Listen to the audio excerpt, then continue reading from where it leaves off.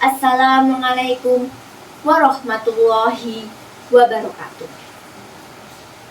Alhamdulillahirabbil alamin. Wassalatu wassalamu ala asyrofil anbiya'i wal mursalin Sayyidina wa maulana Muhammadin wa ala alihi wa sahbihi ajma'in, amma ba'du. Segala puji bagi Allah yang telah memberikan kita nikmat iman, kesehatan, serta waktu yang berharga sehingga kita dapat bertemu pada kesempatan kali ini. Salawat serta salam senantiasa kita curahkan kepada junjungan kita Nabi Muhammad Sallallahu Alaihi Wasallam, suri teladan bagi seluruh umat manusia.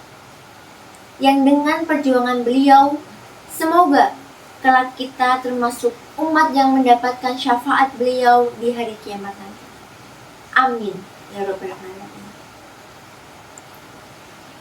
Teman-teman yang dirahmati Allah Subhanahu wa taala, pada kesempatan yang penuh keberkahan ini, izinkan saya menyampaikan sebuah pesan singkat yang sering kali kita lupakan dalam keseharian kita.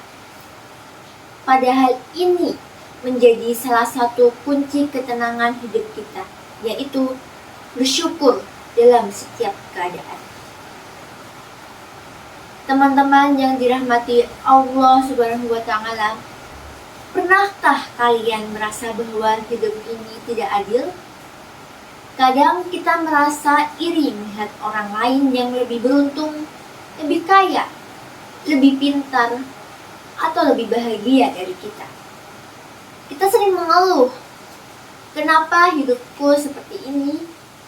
Padahal tanpa kita sadari, Allah telah melimpahkan begitu banyak nikmat yang luar biasa.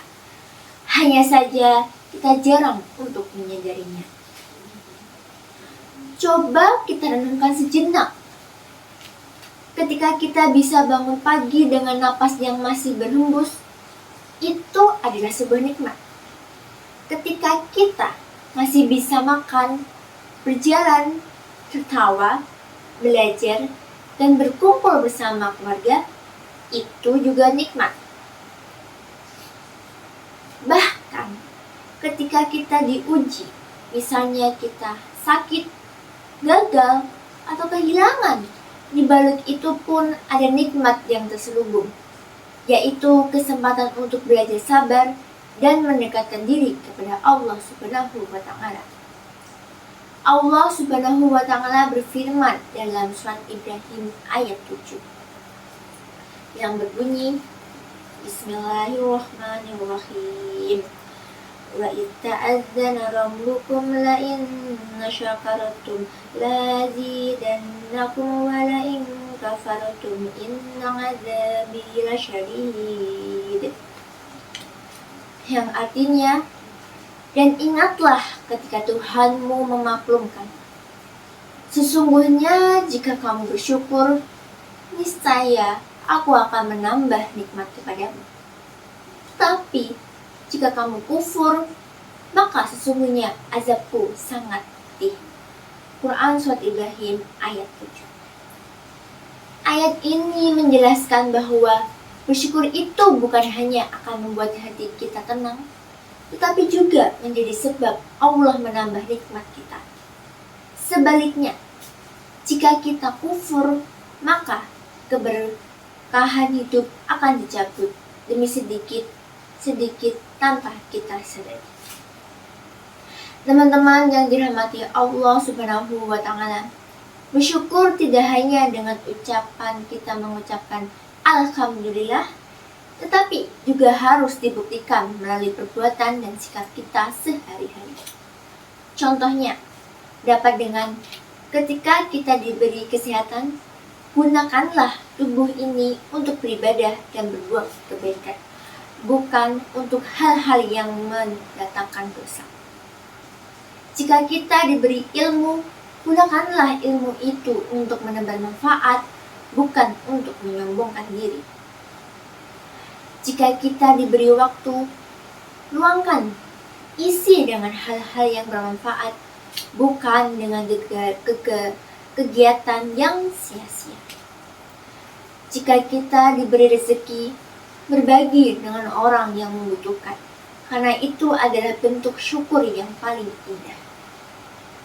Rasulullah Shallallahu Alaihi Wasallam bersabda dalam hadis riwayat Muslim yang berbunyi, "Ajaban li amril mu'min, inna amrahu kullahu khair, wa laysa dzaka li ahadin illa lil mu'min. In asabathu sarrahu syakara fakana khairan lah, wa in asabathu dharra'u sabara fakana khairan lah." Yang artinya, sungguh menakjubkan keadaan orang beriman. Semua urusannya adalah baik baginya. Jika ia mendapat kesenangan, ia bersyukur, maka itu baik baginya. Dan jika ia mendapat kesusahan, ia bersabar, maka itu juga baik baginya. Hadis riwayat Muslim. Subhanallah, betapa indahnya hidup orang beriman. Ketika dia senang, dia bersyukur. Ketika dia susah, dia bersabar. Hidupnya selalu damai karena ia yakin bahwa setiap ketetapan Allah adalah yang terbaik untuk dirinya. Ada kisah tentang seorang lelaki miskin yang hidupnya sederhana. Setiap kali ditanya bagaimana kabarnya, ia selalu menjawab, "Alhamdulillah, saya baik." Suatu hari seseorang berkata kepadanya, "Kau selalu bilang baik, padahal hidupmu sulit. Mengapa?" Ia tersenyum dan menjawab, "Karena aku masih bisa bernafas, masih bisa sholat, masih bisa tersenyum. Jika Allah masih memberiku semua itu, bagaimana aku bisa tidak bersyukur?" Kisah ini sederhana, tapi mengandung makna yang dalam. Kisah ini mengajarkan kepada kita bahwa kebahagiaan sejati bukan terletak pada banyaknya harta, tetapi pada hati yang pandai bersyukur. Teman-teman yang saya cintai karena Allah, mulai hari ini, marilah kita biasakan untuk bersyukur dalam setiap hal, sekecil apapun nikmat itu. Bangun tidur, ucapkanlah Alhamdulillah. Sarapan pagi, ucapkanlah Alhamdulillah. Berangkat ke sekolah, ucapkanlah Alhamdulillah. Bertemu dengan guru dan teman-teman, ucapkan juga Alhamdulillah. Masih memiliki orang tua yang kita cintai, ucapkanlah Alhamdulillah. Dan bahkan ketika kita gagal atau sedang diuji, tetaplah ucapkan Alhamdulillah. Karena apa? Karena bisa jadi Allah sedang menyiapkan sesuatu yang lebih baik untuk kita.